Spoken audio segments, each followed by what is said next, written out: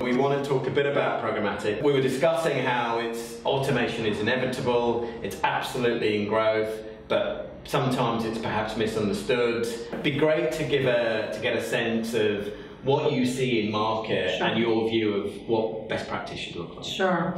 So to put things in perspective, I've worked on programmatic for the last about 3.5 to 4 years. So we launched the InMobi exchange around that time.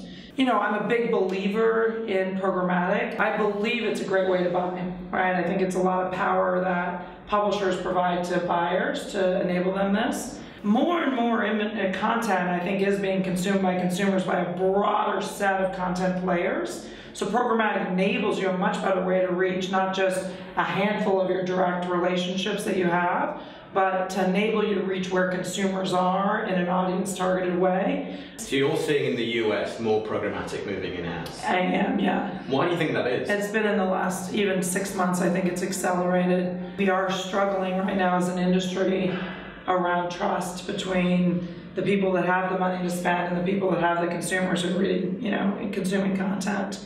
I think programmatic is a potential piece of the puzzle in terms of helping to rebuild trust, right? I do think the transparency and control that the brands get when they use their own platforms can be one of the ways that we start to reinstill trust. What are the examples of best practice in the programmatic space that you've seen? Well, it's funny that you asked from the US because we were in a Telstra meeting 2 days ago, maybe a day ago.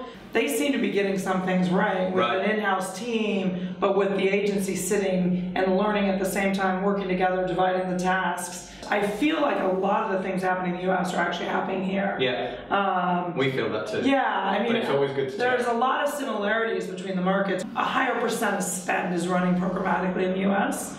But I think this need that both the clients and the agencies come together to really understand the technology, understand their partners, and then have that visibility.